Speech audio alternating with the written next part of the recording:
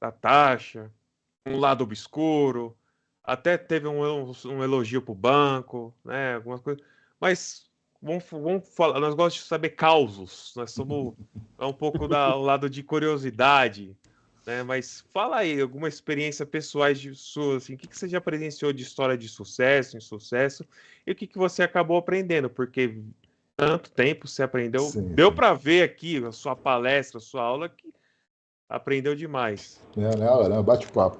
Na verdade, assim, eu acho que eu vou contar, tem alguns causos engraçados, né? Mas Então, opa, isso que nós quer. esse eu vou contar também.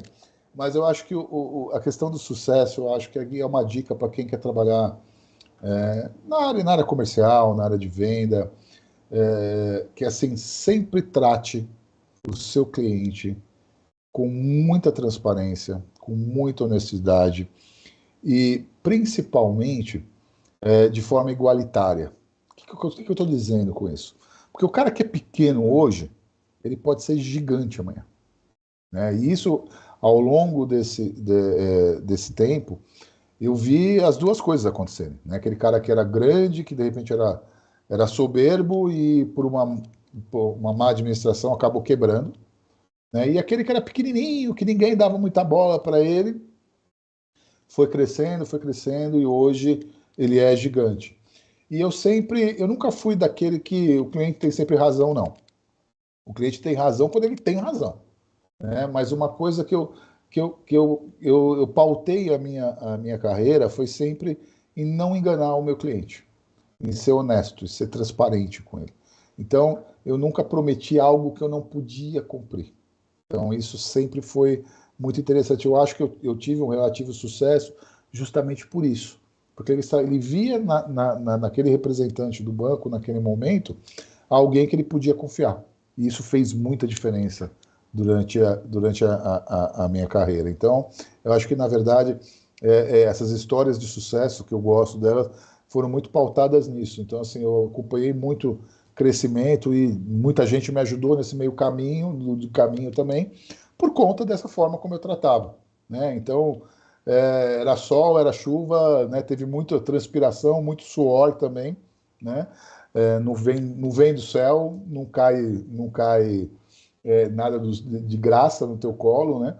É óbvio que às vezes você está no lugar certo, com as pessoas certas, né? No momento certo, isso ajuda bastante, mas você precisa também fazer por onde, né? Você precisa, as portas se abrem, você tem que entrar e permanecer através do seu trabalho. Acho que esse é um caminho aí para você ter sucesso nas coisas. Mas eu vou contar uma história engraçada. Parabéns, viu? Não, imagina. Eu vou contar uma história engraçada. Hum. Como é que era o crédito antigamente. Então, imagina, eu comecei nesse segmento, eu tinha 19 anos de idade. Tá? Então, menino, Uhum. o mundo era outro, né? Eu tenho 53, então o mundo era outro naquela época, né? E a gente, na concessão de crédito, como eu disse, o que a gente fazia? A concessão era manual. E quando tinha uma pessoa jurídica comprando, era mais complexo ainda. Por quê? Porque na pessoa física, o cara apresentava o ERIT, o cara apresentava imposto de renda. Na pessoa jurídica é mais complexo, a gente sabe disso.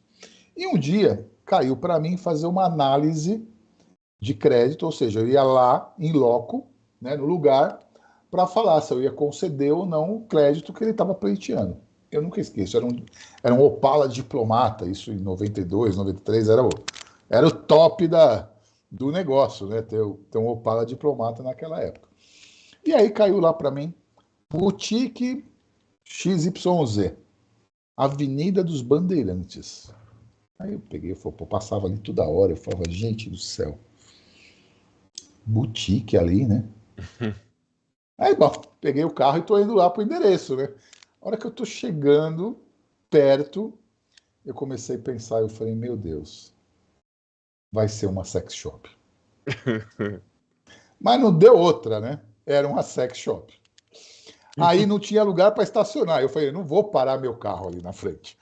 Entendeu? Porque é uma vergonha, a gente morria de vergonha, né? Eu falei, como é que eu vou parar meu carro ali na frente? Vai passar minha mãe, vai passar uma vizinha, alguém vai falar, ó, teu filho lá, porque era logo no começo, quando começou, a gente morria de vergonha, começou a fervilhar a história do sex shop. Aí eu parei o carro na rua de trás, no Planalto Paulista ali, desci, aí esperei o trânsito. Esperar o trânsito na Bandeirantes dar uma acalmada é um negócio meio difícil. Naquela época era um pouquinho melhor. A hora que deu, eu entrei. Aí entrei na loja, duas moças super bonitas, eu morrendo de vergonha, né? Eu não olhava para o lado, né? E quando a gente estava para fazer essa concessão, a gente analisava estoque.